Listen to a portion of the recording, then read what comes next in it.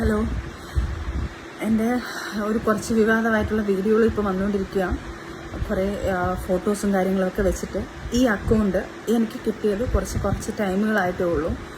എനിക്ക് എൻ്റെ account ഹാക്കായി പോയേക്കുമായിരുന്നു. Hack എന്ന് പറഞ്ഞാൽ എനിക്കറിയത്തില്ല ഇതെങ്ങനെയാണെന്ന്. എനിക്ക് ഓപ്പൺ ആക്കാൻ പറ്റുന്നില്ല, എൻ്റെ ഫോണിൽ നിന്ന് റെക്കോർഡ് ചെയ്യാൻ പറ്റുന്നില്ല. ഈ ന്യൂസ് കിട്ടിയത് എൻ്റെ ഫ്രണ്ട്സ് കുറേ പേര് എനിക്ക് മെസ്സേജ് ചെയ്തിട്ട് ഇങ്ങനെയാണ്, പിന്നെ കൺഗ്രാജുലേഷൻ അന്നേരം കാര്യങ്ങൾ തിരക്കിയപ്പോഴാണ് എനിക്ക് ലിങ്ക് ഇട്ട് തന്നപ്പോഴാണ് ഓരോരുത്തരുടെ യൂട്യൂബ് വീഡിയോസും കാര്യങ്ങളും ലിങ്കുകളും എല്ലാം ഇത് കാര്യങ്ങളൊക്കെ ഇട്ടപ്പോഴാണ് ശരിക്കും പറഞ്ഞാൽ ഞാൻ ഇതിൻ്റെ ഡീറ്റെയിൽസ് എടുത്തതും. ഞാൻ ഷാലുവിനെ വിളിച്ച് പാനിക്കായിട്ട് എൻ്റെ അക്കൗണ്ട് ഡീൽ ചെയ്തുകൊണ്ടിരിക്കുന്ന ഷാലുവാണ്.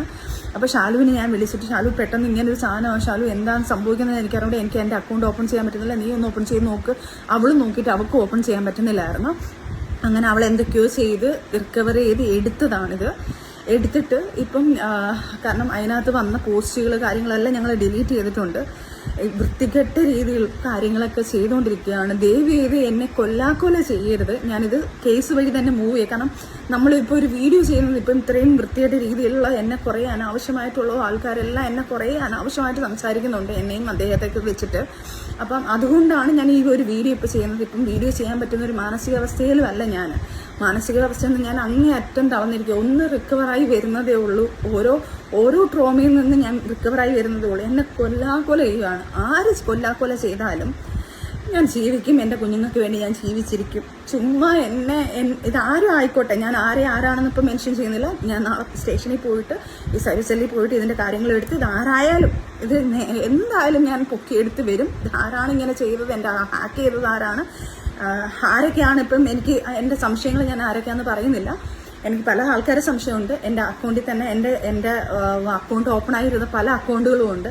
പക്ഷെ ഇതാര് ചെയ്താലും ഞാൻ തിരിച്ച് ഉറപ്പായിട്ടും നിയമത്തിൻ്റെ മുന്നിൽ കൊണ്ടുവരികയും ചെയ്യും. അത് ഞാൻ ഫോൺ ഓഫായിപ്പോയി.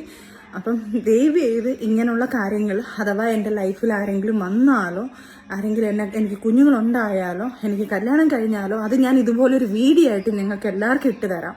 അപ്പം നിങ്ങൾക്ക് വിശ്വസിച്ചോ. അല്ലാതെ ഞാൻ കല്യാണം കഴിക്കില്ല, ഞാൻ ഇങ്ങനെയാണ് എന്ന് പറഞ്ഞ് ഞാനായിട്ട് വായായിട്ട് വന്ന് പറഞ്ഞോട്ടെ, നിങ്ങൾ വിശ്വസിക്കുക. ദയവ് ചെയ്ത് എന്നെ ഉപകാരം ചെയ്തിലും ഉപദ്രവിക്കരുത്. പിന്നെ ഇത് ചെയ്ത ആരായാലും അത് ഞാൻ നിയമത്തിന് മുന്നിൽ കൊണ്ടുവരും. അവരാരാണെന്നുള്ളത് അതിന് തക്കതായ ശിക്ഷ ഞാൻ മേടിച്ചു കൊടുത്തിരിക്കും. ഇനി എന്നെ ദ്രോഹിച്ച് കൊല്ലാൻ ഞാൻ അങ്ങനെ ജീവിച്ച് നിൽക്കത്തില്ല. അതാരായാലും അവർക്കൂടുള്ളൊരു വാണിംഗ് ഇത്. ഇനി അടുത്ത് ഈ ഫോൺ ഹാക്ക് ചെയ്ത് എൻ്റെ ഈ അക്കൗണ്ട് പോയാലും കുഴപ്പമില്ല. ഇനി എന്ത് ചെയ്തെന്ന് പറഞ്ഞാലും എന്നാലും നിയമവും കാര്യങ്ങളും എല്ലാം ഉണ്ടല്ലോ ഇവിടെ. അന്നേരം അതിൻ്റെ രീതിയിൽ ഞാൻ നീങ്ങിക്കോളാം.